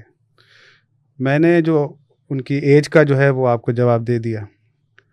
حضرت عیسیٰ یعنی آخری میں نبی، اسی وضاحت چاہ رہا ہوں، یعنی آپ یہ مان رہے ہیں کہ وہ 1200 سال سے زندہ ہیں، جی اور وہی شخص جو حضرت حسن عسکری رحم اللہ کے بیٹے تھے وہی مہدی کی صورت میں زندہ ہوں گے، بالکل، اوکے، اور ظہور کریں گے۔ ظہور کریں گے، ٹھیک ہے۔ حضرت عیسیٰ علیہ الصلاۃ والسلام بنی اسرائیل کے آخری نبی ہیں۔ بنی اسرائیل وہ ہیں جنہوں نے ہزاروں انبیاء کو قتل کیا۔ خداوند متعال فرماتا ہے کہ ان الذین یکفرون بآیات اللہ ویقتلون النبیین بغیر حق ویقتلون الذین یأمرون بالقسط، جو انبیاء کو بغیر حق کے قتل کرتے ہیں، جو اللہ کی آیتوں کا انکار کرتے ہیں، اور ان لوگوں کو قتل کرتے ہیں جو عدل قائم کرنے کا حکم دیتے ہیں۔ من الناس فبشرهم بعذاب علیم، ایسے لوگوں کو عذاب علیم کی بشارت دی جاتی ہے۔ اولئک الذین حبطت اعمالهم فی الدنیا والآخرہ وما لهم من ناصرین، ان کے اعمال دنیا اور آخرت میں حبط ہو چکے۔ یہ بنی اسرائیل انبیاء کو قتل کرتے آئے، آخری نبی بچا، جی اللہ نے دیکھا کہ ایسے بھی قتل کر رہے ہیں۔ فلما احس عیسیٰ منہم الکفر قال من انصاری اللہ، حضرت عیسیٰ نے یہ احساس کیا کفار کی طرف سے، انکار کرنے والوں کی طرف سے، کہ وہ انہیں قتل کر دیں گے، تو انہوں نے ندا بلند کی، قال من انصاری اللہ، جو مردے زندہ کرتا تھا کیا وہ اپنے قاتل کو موت نہیں دے سکتا تھا؟ لیکن اللہ یہ چاہتا تھا کہ میرے عیسیٰ کے ساتھ کون ہے، میری حجت کے ساتھ کون کھڑا ہے۔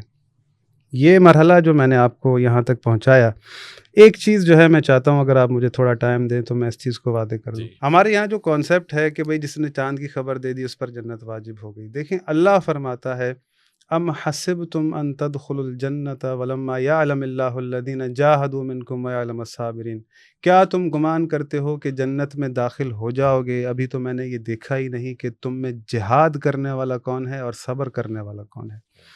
پھر گزشتہ لوگوں کے لیے خداوند متعال نے فرمایا ام حسبتم ان تدخلوا الجنت ولما یاتکم مثل الذین خلوا من قبلکم مستهم البأساء والضراء وزلزلوا حتى يقول الرسول والذین آمنوا معه متى نصر اللہ الا ان نصر اللہ قریب۔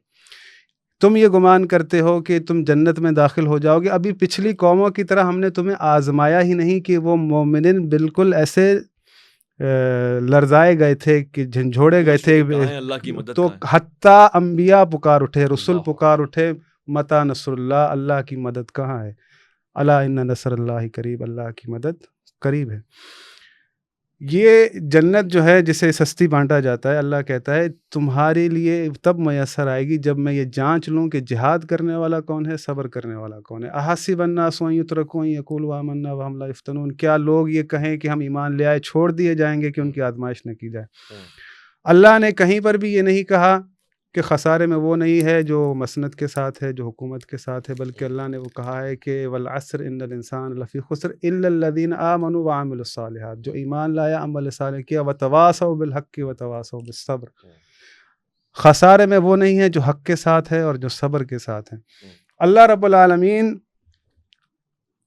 نے مہلت دی، دیکھیں ان ہدیناہ السبیل اما شاکرا و اما کفورا، اللہ نے کبھی بھی طاقت کا استعمال نہیں کیا، اللہ نے ہدایت کا راستہ دکھا دیا۔ فلو شاء لہداکم اجمعین، اگر میں چاہتا تو میں تمہیں ہدایت پر جمع کر دیتا، لیکن میں نے ہدایت کا راستہ دکھا دیا، یہ میری ہدایت کا راستہ ہے اور یہ کفر کا راستہ ہے۔ اب جو میری ہدایت کے راستے پر چل کر شکر گزار بندہ بنے، جو کفر کرے۔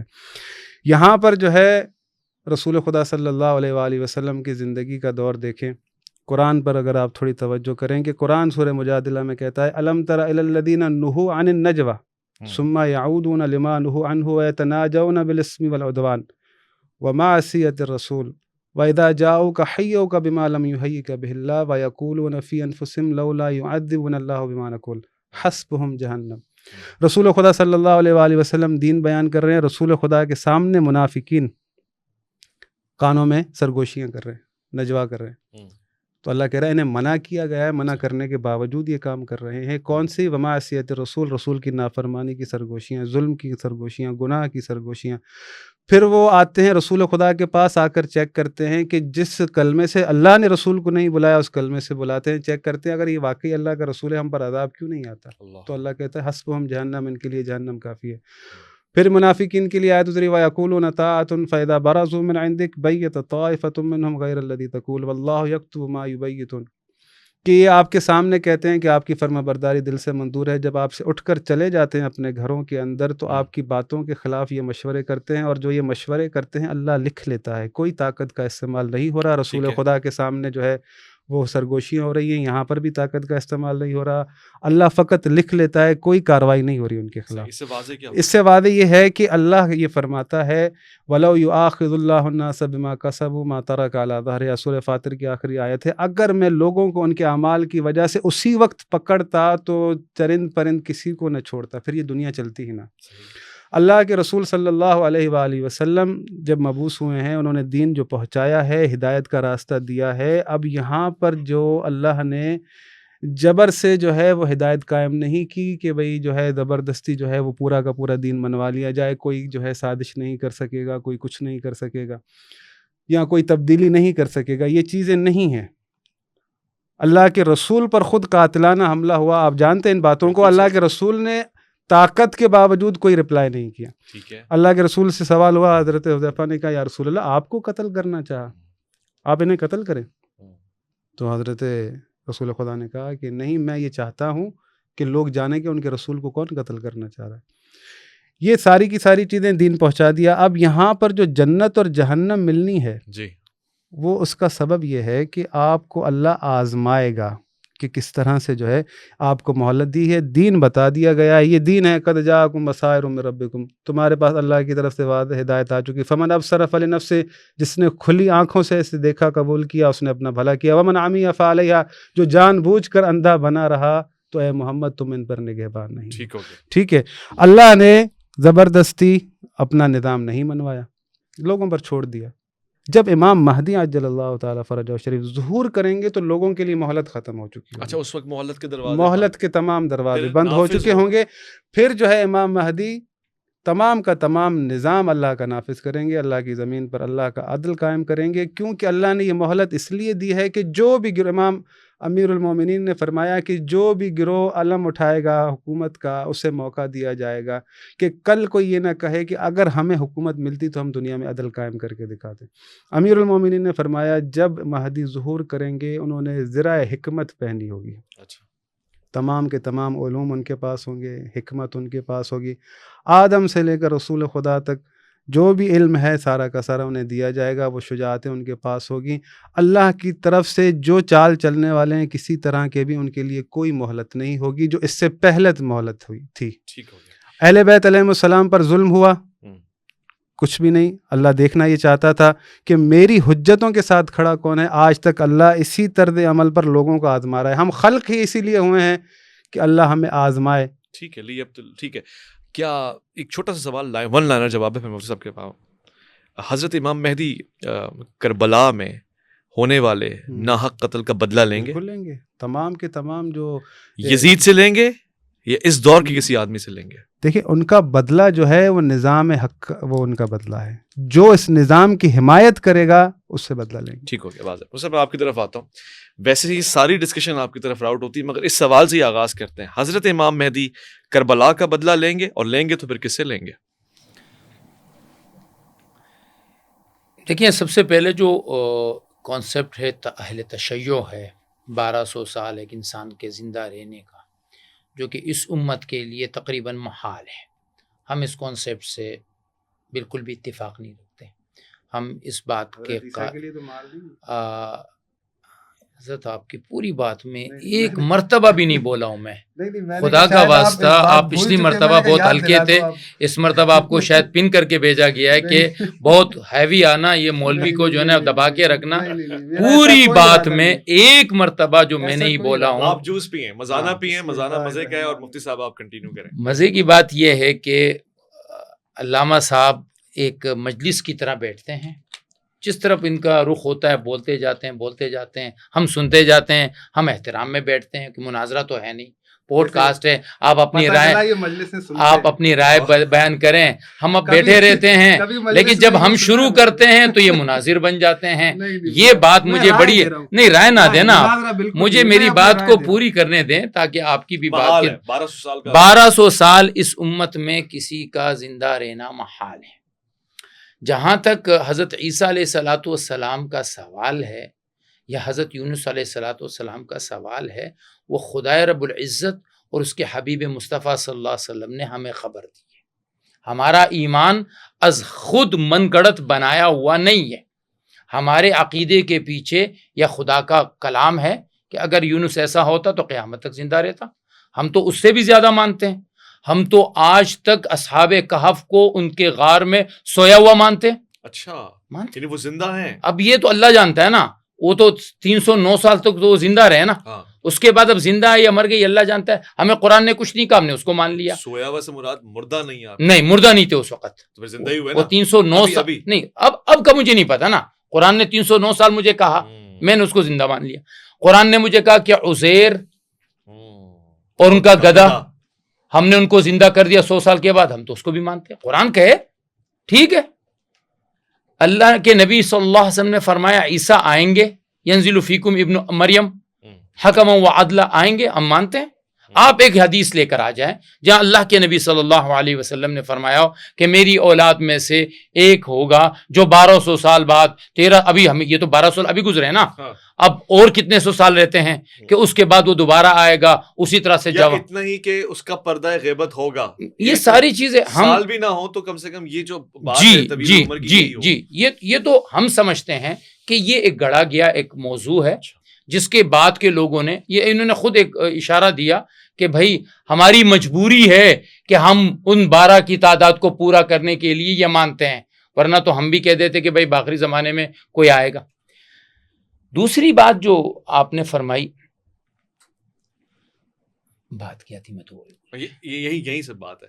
اس کو علامہ صاحب اس بات کو آپ کیا جواب دیتے ہیں؟ میں نے یہ کہا کہ یہ اگر امام مہدی کو امام حسن عسکری کا بیٹا مان لیں تو پچھلے 11 ماننے پڑیں گے. ان کی مجبوری ہے، آپ کی تو نہیں، ہماری نہیں ہے. ٹھیک ہے.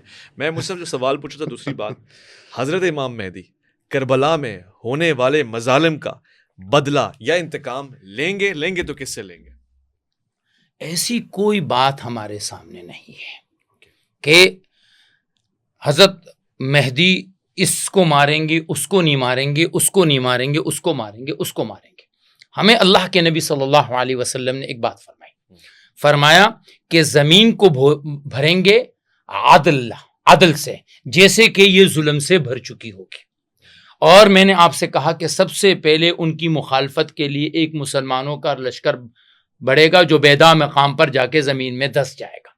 اگر میں ان کی ایک بات سے اتفاق کرتا ہوں، اگر اس زمانے میں یزیدیت ذہن کے لوگ ہوں گے تو یقیناً حضرت امام مہدی ان کو بھی قتل کر دیں گے. اگر ایسے لوگ ہوں گے جو خدا کے احکامات کو نافذ کرنے میں رکاوٹ بنیں گے، ان کو بھی قتل کریں گے. اللہ کے نبی کی سنتوں کو نافذ کرنے میں رکاوٹ بنیں گے، ان کو بھی قتل کریں گے. لیکن کوئی اسپیسیفک وہ جائیں گے اور کربلا میں اور ان کی ہڈیاں نکالیں گے، ان کی لاشوں کو نکالیں گے، یہ ساری باتیں فضول ہے. ایسی کسی کام کی ہمارے پاس کوئی دلیل نہیں ہے. ٹھیک ہو گیا.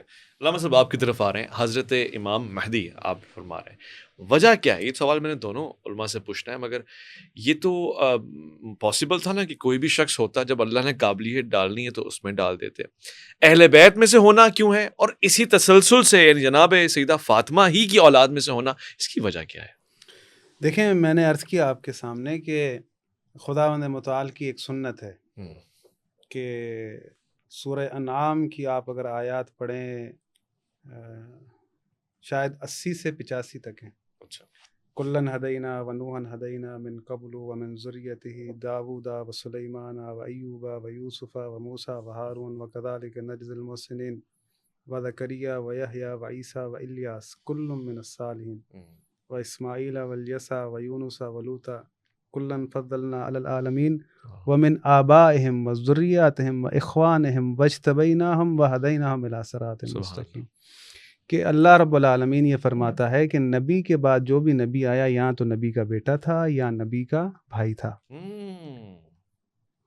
پہلے میں نے سورہ حدید کی آیت پڑھی کہ اللہ نے کہا کہ میں نے جو ہے ذریت میں رکھی کتاب. کس کی؟ ابراہیم کی کتاب بھی رکھی, رسالت بھی رکھی. کس میں رکھی؟ ذریت میں رکھی, جو ہدایت پر تھے.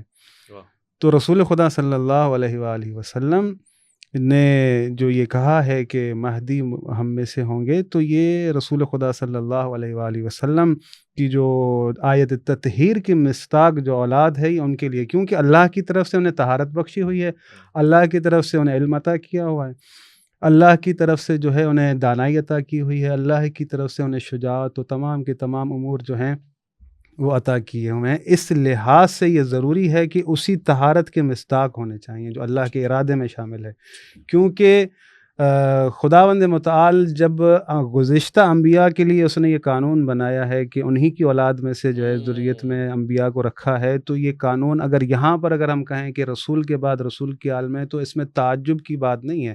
اللہ نے کہا ہے کہ یہ میری سنت ہے, میں اپنی سنتوں کو تبدیل نہیں کرتا. دوسری بات یہ کہ سوال ہوا اس کا انتقام کا, تو جو بھی مثال کے طور پر یہ سسٹم چل رہے ہیں, تو ظاہری بات ہے امام کوئی لوگوں کے سسٹم کے اوپر تھوڑی چلیں گے, وہ تو وہی کریں گے جو اللہ کی طرف سے عین دین ہے.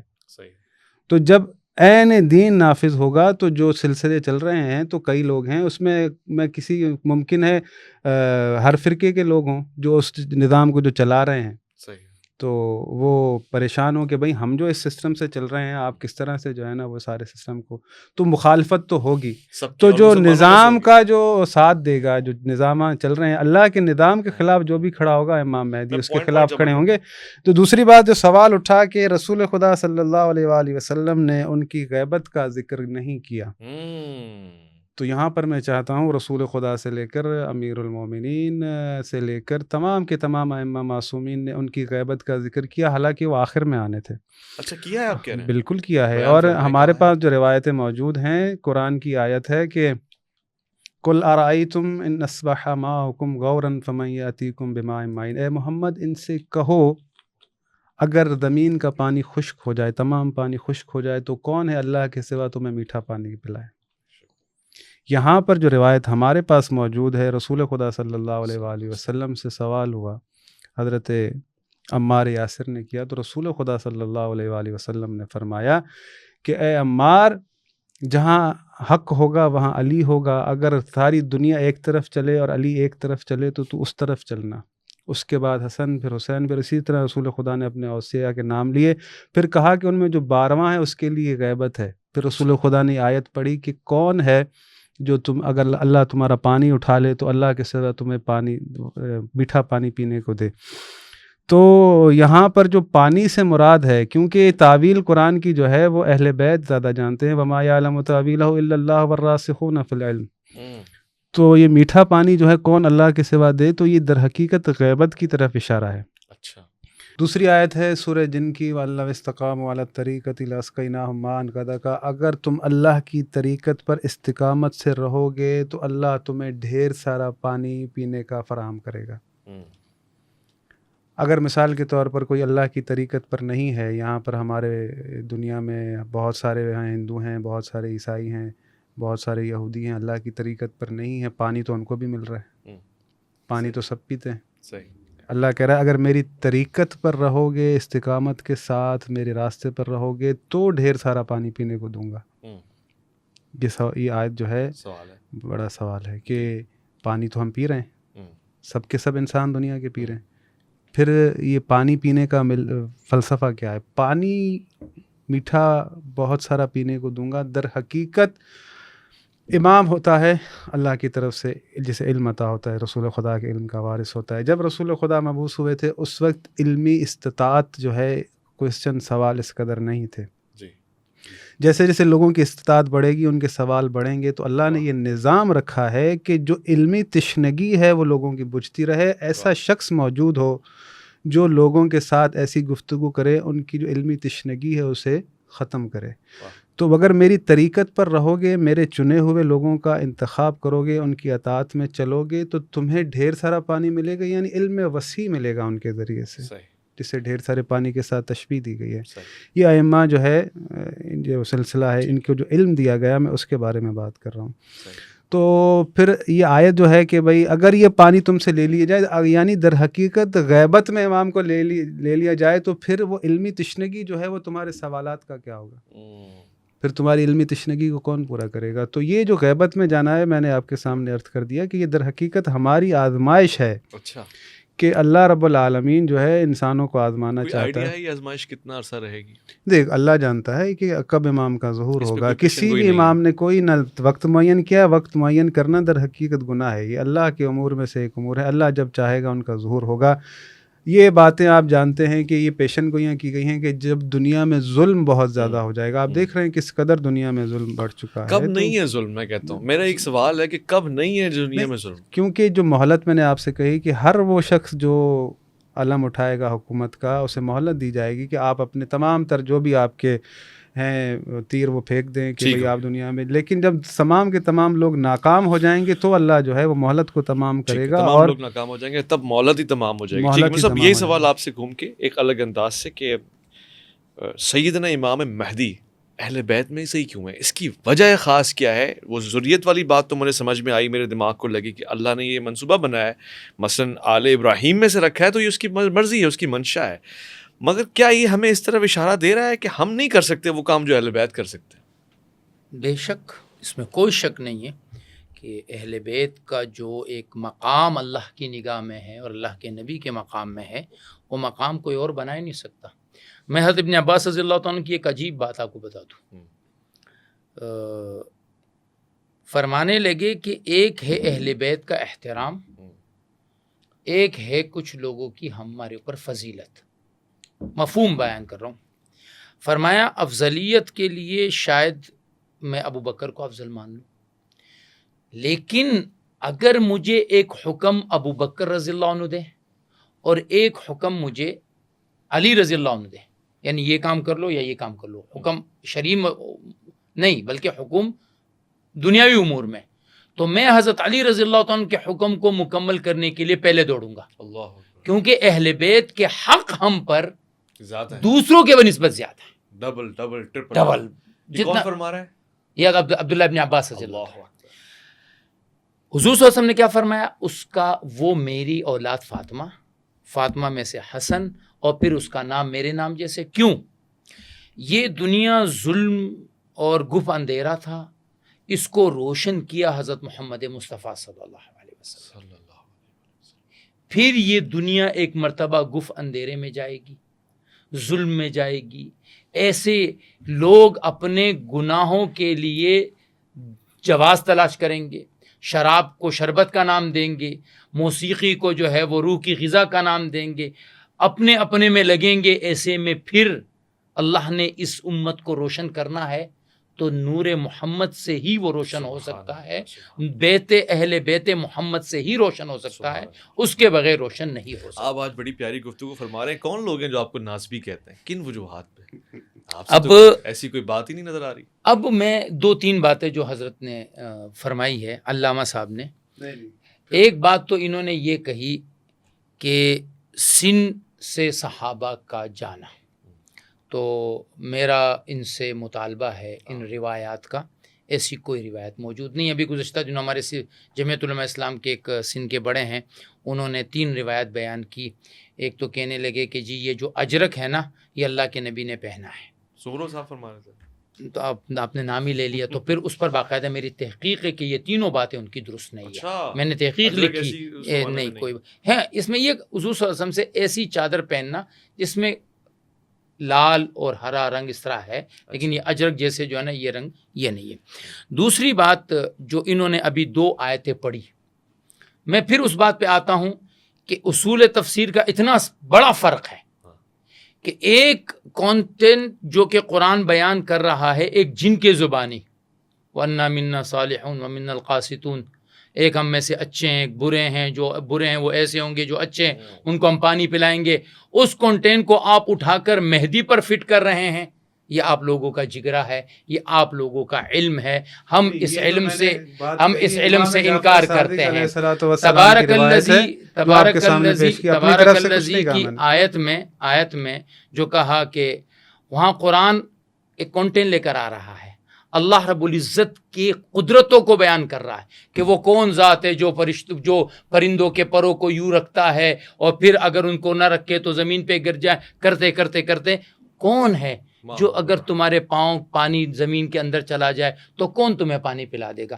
اس سے آپ مہدی کی غیبت کو لیتے ہیں. یہ آپ لوگوں کا جگرا ہے، یہ آپ لوگوں کی علمیت ہے. ہماری علمیت تو یہ ہے کہ یہاں سے خدائے رب العزت کی قدرت کا اظہار ہوتا ہے. وہ قادر مطلق ذات، وہ مالک ملک ذات، وہ اس بات پر قادر ہے کہ 1000 میٹر پر بھی پانی چلا جائے تو وہ ہمیں پانی پلا سکتا ہے. سبحان اللہ. یہ بات تو بڑی انٹرسٹنگ ہے. آپ نے جو 2-4 باتیں کی، وہ سندھ والی بات کا کوئی حوالہ نکل آئے گا؟ یہ بات ہے تو میں کہہ دوں کہ پروگرام میں ہی آئے گا. اور میرا ایک اضافی سوال بھی لے لیں، دونوں سے بھی ہوگا. فلاں آدمی جو پروگرام دیکھ رہا ہے، یہ اس کے ساتھ میں کوئی آدمی یہ دعویٰ کرتے ہیں معاذ اللہ کہ وہ حضرت امام مہدی ہے، وہ کیا باتیں جن پہ ہم پرکھیں گے، کن باتوں پہ کہیں گے یہ باتیں نہیں، آپ نہیں ہو سکتے؟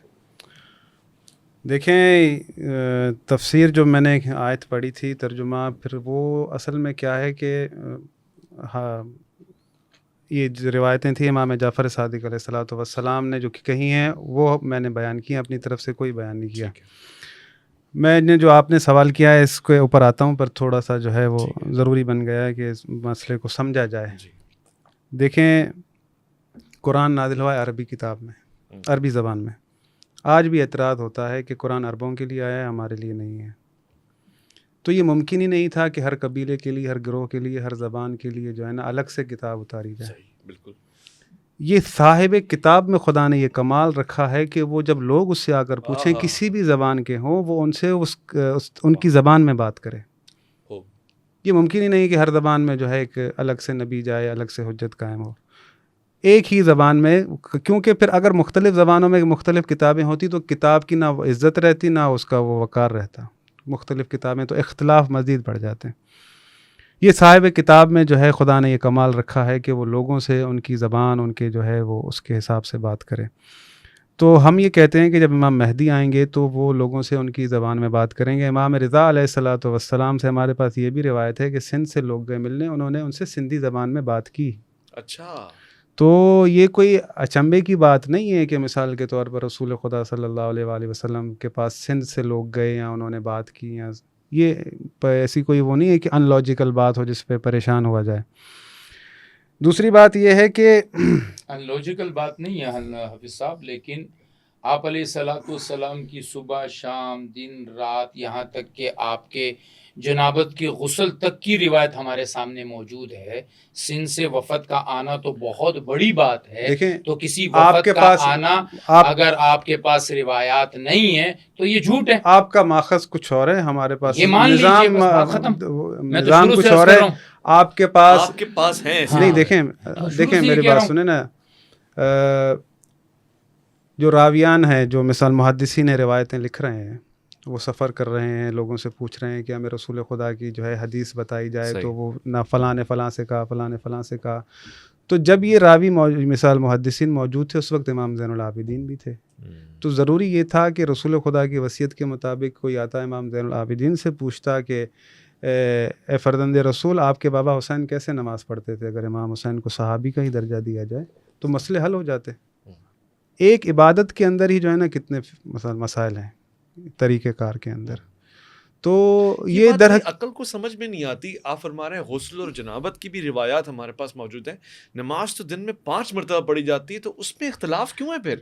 یہ ایسے کا جو چیز بہرحال اللہ کے رسول نے کی زندگی میں. وہی تو بات ہے. تو کیا جو رسول خدا نے جو ہے مثال کے طور پر چاہا تھا کہ ایک در دکھا دوں انہیں، جو بھی جاننا چاہتے ہو اس در سے آگے پوچھ لو. تو نتیجہ کیا نکلا کہ جو مثال کے طور پر جو زندگانی امام زین العابدین کی ہے، امام باقر کی ہے، امام جعفر صادق کی ہے، تو انہوں نے جو باتیں بیان کی ہیں وہ ہمارے پاس موجود ہیں. جو انہوں نے جو ہے چیزیں بیان کی ہیں رسول خدا کے بارے میں، جس طرح سے رسول خدا کی تعریف انہوں نے کی ہیں، اوصاف بتائے ہیں، تو ان کی زبانی اور جو کتابیں ہیں ان کی زبانی مختلف ہے، کیونکہ ہم جو ہے وہ ہمارا ماخذ ہے سارا کا سارا وہ رسول خدا کے اوصیاء اہل بیت، ان سے ہم نے دی آپ کا ماخذ اہل بیت رسول کیوں نہیں ہے؟ وہ کہہ رہے ہیں اوصیاء اللہ اہل بیت سے ہم نے سارا متن لیا ہے، تو آپ نے کیوں نہیں لیا؟ آخری سوالات ہیں میرے یہ. جی میں نے آپ سے عرض کیا کہ مسند میرا ویسے پورا ہوا نہیں تھا. احمد بن حنبل جو ہے یہ امام بخاری رحمہ اللہ سے لکھی گئی پہلی کتاب ہے، یعنی پہلے مسند امام احمد بن حنبل کی، اس کے بعد پھر امام بخاری اور امام مسلم کی کتابیں لکھی گئی. امام احمد بن حنبل نے اپنی کتاب میں ایک پوری جلد حضرت علی رضی اللہ عنہ کی روایات کی نقل کی ہے. ٹھیک ہے، ایک پوری جلد ہے. حضرت علی رضی اللہ عنہ سے جو ہمارے ہاں صحاح تسعہ، صحاح ستہ نہیں، 9 کتابیں ہمارے ہاں صحاح میں شمار ہوتی ہے. موطئ امام مالک بھی اس میں ہے، ابن خزیمہ بھی ایک دوسری کتاب بھی ہے، صحاح ستہ معروف ہے لیکن معروف زیادہ ہے.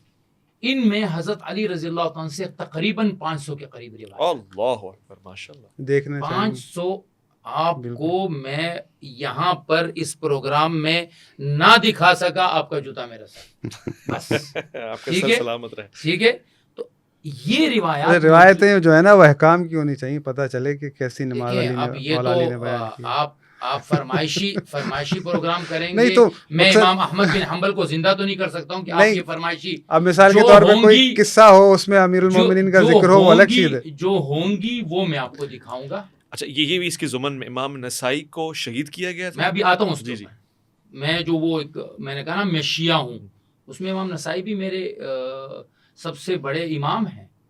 یعنی یہاں تک کہا جاتا ہے کہ ان 2 کتابوں کے بعد اگر اصح الکتب ان 6 میں سے دیکھی جائے تو امام نسائی کی. اللہ، امام نسائی شہید اس لیے ہوئے ہیں کہ ان کے اوپر غلبہ جو اہل بیت کے حب کا تھا. حق، سبحان اللہ. اس پر ایک اور شخصیت کو میں اب آپ کے سامنے لاتا ہوں، امام حاکم مستدرک حاکم والے. ان کو ان کے منبر سے مار مار کے اتارا گیا اس بات پہ کہ آپ اہل بیت کے بارے میں ان کی غلطی کیا تھی. انہوں نے صرف اتنی بات کہی تھی، میں سب کو مانتا ہوں لیکن مجھ سے یہ مطالبہ نہ کرو کہ میں اپنی کتاب میں علی کے مخالفین کو جگہ دے دوں. اللہ اکبر. یہ مستدرک حاکم جن کی، جی امام حاکم نسابور والے. یہ تو محبت کا الگ لیول ہے. یہ لیول اہل سنت میں موجود ہے. اہل سنت والجماعت الحمدللہ اپنے اہل بیت سے جڑی ہوئی ہے. اہل سنت والجماعت نے اہل بیت کے قدموں کو اپنے لیے وہ مقام بنایا ہے جہاں سے پکڑ کر ان قدموں کو ہم جنت میں جائیں گے انشاءاللہ. ہم نے کبھی بھی اہل بیت کو نہیں چھوڑا. ہم یہ بات مانتے ہیں کہ حضرت علی رضی اللہ تعالیٰ عنہ کوفہ آئے، کوفہ میں رہے، کوفہ میں آپ کی شہادت ہوئی ہے. کوفہ سے امام ابو حنیفہ رحمہ اللہ کا مذہب اٹھا ہے. اب کوفہ میں 2 شخصیات کا مذہب چلا ہے، حضرت عبداللہ ابن مسعود اور حضرت علی رضی اللہ عنہ کو. لہٰذا آپ کو فقہ حنفی میں آدھے سے زیادہ اقوال حضرت علی رضی اللہ عنہ کے نظر آئیں گے. ماشاءاللہ. احکام میں بھی، معاملات میں بھی ہم مانتے ہیں اس چیز کو. اب یہ ایک الگ بات ہے کہ اہل فقہ جعفریہ کی جو تخریج ہوئی ہے، اس کا جو بنا ہوا ہے، اس کے احکامات لیے گئے ہیں، اس کا ایک الگ ان کا تسلسل ہے. ان کا ایک الگ میں نے کہا نا اصول حدیث الگ ہیں، اصول تفسیر الگ ہے. لہٰذا یہ اپنی بات کو مانتے ہیں، ہم اپنی بات کو مانتے ہیں. میں تو یہی بات ان سے عرض کر رہا ہوں کہ میرا ان کا اختلاف اس لیے نہیں بنتا کہ جو شخص یہ بخاری کو کہتے ہیں کہ جی قرآن کے خلاف آئے تھے، میں کہتا ہوں بخاری قرآن کے لیے سب سے بڑا مفسر ہے. بات ختم. ماضی پہ اختلاف ہو سکتا ہے، مستقبل پہ تو نہیں ہو سکتا. امام مہدی پہ تو نہیں ہو پا رہا نا. میرا تو کوئی اختلاف نہیں ہے سوائے ایک بات کے کہ ولادت کے معاملے میں وہ 1200 سال سے نہیں ہے. بس اس بات پہ کچھ ہو سکتا ہے اور ایک اتفاق کی رائے بن جائے گی. دیکھیں میں نے آپ کے سامنے سے ایک آیت پڑھی ہے کہ خداوند متعال اس بات پر قادر ہے کہ وہ حضرت یونس کو مچھلی کے پیٹ میں قیامت تک زندہ رکھ سکے. تو اللہ کے لیے یہ کوئی بڑی بات نہیں ہے. معاملہ یہ ہے کہ رسول خدا صلی اللہ علیہ وآلہ وسلم اللہ کی طرف سے علم لے کر آئے ہیں. رسول خدا وہ ذات ہیں کہ ان کے لیے خداوند متعال کہتا ہے کہ میں نے قرآن کو نازل کیا ان کے قلب پر، جبرائیل نے. تو قرآن کا ظرف کیا ہے؟ لو انزلنا علی جبل، ہاں right. اگر یہ جبل پر اترتا تو وہ خشیت خدا سے ریدا ریدا ہو جاتا. تو قرآن کا ظرف ہے قلب رسول خدا. سبحان اللہ. ٹھیک ہے, رسول خدا جب دنیا سے جا رہے ہیں تو ظرف قرآن کہاں ہے؟ تو کوئی تو ایسا قلب ہو جو اس قرآن کو اٹھائے. تو قرآن نہ تو یہ صفوں پر ہے جو لکھا ہوا, در حقیقت یہ ہے نہ حفاظ قرآن کے دماغوں میں ہے, بلکہ قرآن وہاں پر ہے کہ سورہ عنکبوت میں خداوند متعال نے فرمایا بل هو آیات بینات فی صدور الذین اوتوا العلم. قرآن جو ہے ان سینوں کے اندر ہے جنہیں علم عطا کیا گیا ہے. اللہ یرفع اللہ الذین آمنوا منکم والذین اوتوا العلم درجات. اللہ اسے بلند رکھے گا اللہ نے جسے علم عطا کیا ہے. تو ہم جب دنیا میں آتے ہیں یہاں سیکھتے ہیں, لیکن کچھ ایسے ہیں جنہیں اللہ کی طرف سے علم عطا کیا گیا ہے. تو ہم یہ کہتے ہیں کہ کتاب قرآن جو ہے اس کے ساتھ ایک اس کا معلم ہر دور میں ہر زمانے میں ہوتا ہے. اس دور میں کون ہے؟ اس دور میں امام مہدی ہیں. کہاں ہے امام مہدی غیبت میں ہیں. ہم کیسے صبر کر رہے ہیں. کیسے ان سے رہنا؟ اللہ دیکھ رہا ہے کہ ہم کس قدر صبر کریں اللہ کے وعدے پر. میں نے آپ کو ساری چیزیں کلیئر کر چکا ہوں. میں اس پہ صبر کروں گا اور اس نشست کو اگلے حصے میں ٹرانسفارم بالکل کروں گا. یعنی یہ بڑا دلچسپ سوال ہے کہ اگر ہادی ہے تو میں ہدایت لے سکوں اس سے. میں شکریہ کرنا چاہتا ہوں. ایک چھوٹا سا گفٹ ٹیمپر بھی ہے مزانہ کی طرف سے مفتی صاحب آپ کے لیے, اور پلیز قبول فرمائیے گا. علامہ صاحب, حافظ صاحب, آپ کے لیے بھی ایک خوبصورت سا تحفہ ہے مزانہ کی طرف سے. آپ کی توجہات کا, تشریف آوری کا اور اس خصوصی عنایت کا میں تہ دل سے شکر گزار ہوں. خواتین و حضرات, میری دعا ہے اور آپ میرے ساتھ آمین کہیں گے, علماء کا سایہ ہمارے سروں پہ سلامت رہے. اسی طرح حسن اختلاف کے ساتھ اور میں سمجھتا ہوں کہ پیارے اور عمدہ لہجے کے ساتھ گفتگو ہوتی رہے, میں اور مولانا چلتا رہے. میں ہمیشہ آپ لوگوں کی تائید کرتا ہوں جب آپ سوالات بھیجتے ہیں. اگلا پروگرام اسی سے کنٹینیو ہم کریں گے, کیونکہ اب میں نے ٹھان لی ہے کہ میں نے مستقبل کی طرف بھی تو جانا ہے. تو قیامت اور قیامت سے قبل حضرت امام مہدی علیہ السلام کے حوالے سے بہت سارے پروگرام ہوں گے. ہم سمجھنے کی کوشش کریں گے کہ جو اللہ تعالیٰ کی طرف سے امام ہے اس کے لیے ہم تیار ہیں کہ نہیں ہیں. اپنا خیال رکھیں گے, آپ سوالات بھیجتے رہیں گے. میں اور مولانا میں محمد اویس ربانی کو دیں گے اجازت. مزانے کا خاص خیال رکھیں گے اپنے گھر میں بچوں کے لیے. یہ ایک مشروب ہے جو بہت ہی زیادہ عمدہ اور لطیف ہے. اللہ کی امان میں.